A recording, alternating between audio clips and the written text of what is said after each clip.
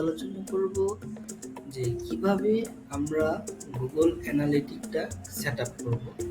Google analytic set up করলে আসলে এরকম একটা ইন্টারফেস আমরা দেখতে পাবো যে ইউজার কতজন, নিউ ইউজার কতজন, আবার আমার ওয়েবসাইটে প্রেজেন্ট কতজন লোক অ্যাক্টিভ আছে এটাও আমরা দেখতে পাবো। যদি একটু নিচের দিকে লক্ষ্য করি তাহলে আমরা দেখতে পাবো আসলে কোন কান্ট্রি থেকে কতজন লোক আমার ওয়েবসাইটে ভিজিট করতেছে।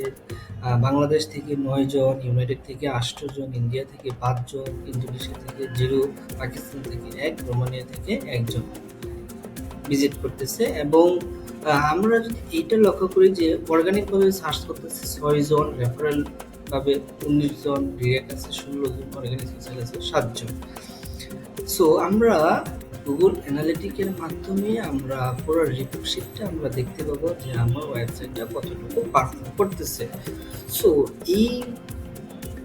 এইটা গুগলের সম্পূর্ণ একটা ফ্রি টুল। সো এটা সেট আপ করার জন্য একটা প্রসেস মেনটেন করতে হয়। এই প্রসেসটা হচ্ছে ফার্স্ট অফ অল আমাদেরকে যেতে হবে গুগলে গিয়ে লিখতে হবে গুগল অ্যানালিটিক্স। গুগল অ্যানালিটিক্স লেখার পর আমরা গুগল অ্যানালিটিক্সে ঢুকবো।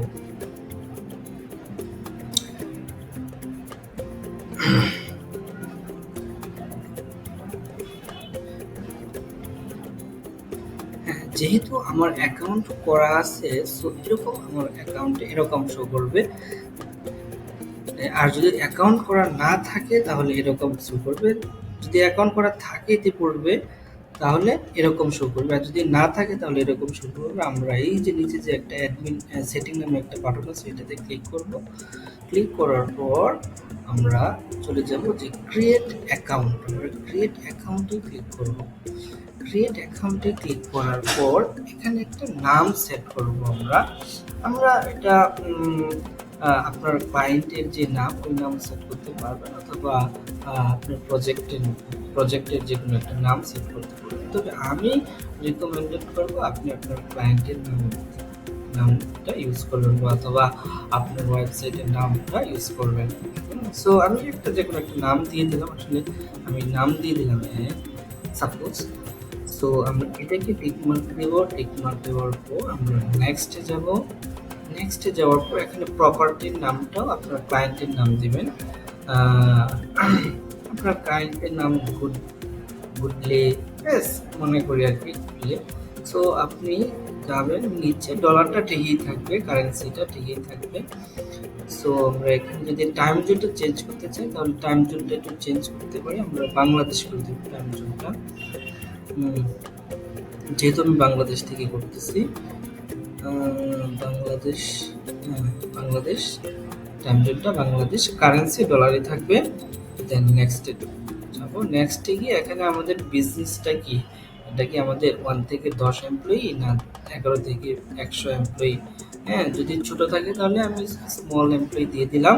এবং এখানে কতগুলো রিকোয়ারমেন্টস এত পড়ার কোনো সময় দরকার নেই, জাস্ট খালি প্রত্যেকটা আমরা টিকমার্ক দিয়ে দেব।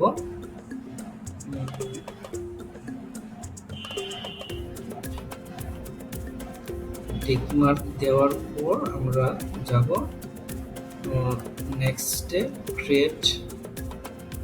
এখানে যাওয়ার পর এখানে আবার আমাদের কান্ট্রিটা সিলেক্ট করতে হবে। কান্ট্রিটা আমি বাংলাদেশ সিলেক্ট করে দিলাম। সিলেক্ট করার পর টার্মস এন্ড কন্ডিশনগুলো আমাদেরকে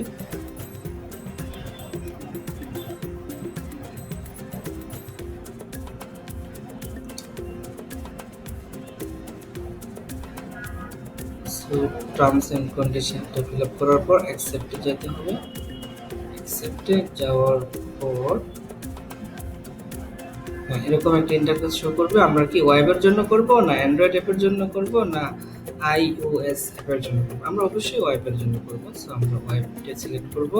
সিলেক্ট করার পর আমরা এখানে আমার ক্লায়েন্টের যে ওয়েবসাইটের ইউআরএলটা আছে ওই ইউআরএলটা আমরা এখানে দিয়ে দেব।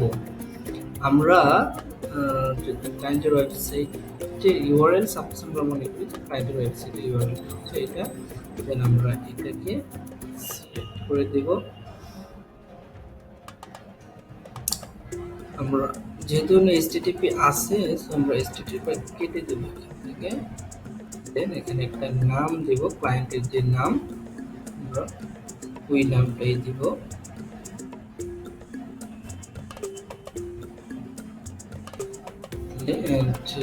স্টার্ট করে দেব।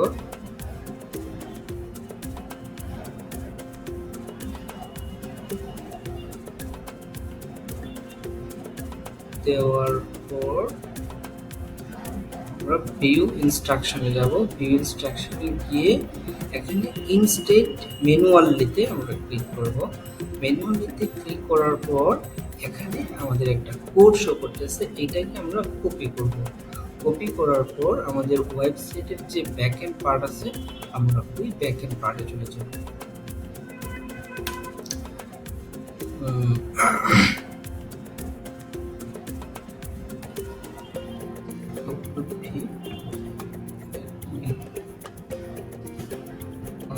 তো ব্যাকএন্ড পার্টে গিয়ে আমাদের যদি insert header and footer plugin যদি ইনস্টল না থাকে, তাহলে আমরা এই প্লাগইনটা ইনস্টল করে নেব। আমার দিদি বলবে এই প্লাগইনটা ইনস্টল করা আছে। ইনসার্ট হেডার এন্ড ফুটার এই প্লাগইনে আমরা যাব।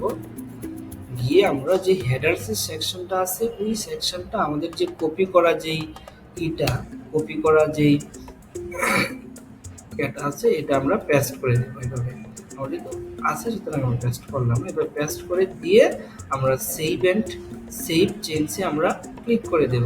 আমরা যদি সেভ এন্ড ক্লিক করে দিই, তখন কিন্তু আমাদের গুগল অ্যানালিটিক্সটা কি সেট আপ হয়ে যাবে। তখন ডাটা ডাটা কানেকশনের জন্য বা ডাটা নেওয়ার জন্য কিছু সময়ের প্রয়োজন হবে, প্রসেসিংয়ের জন্য।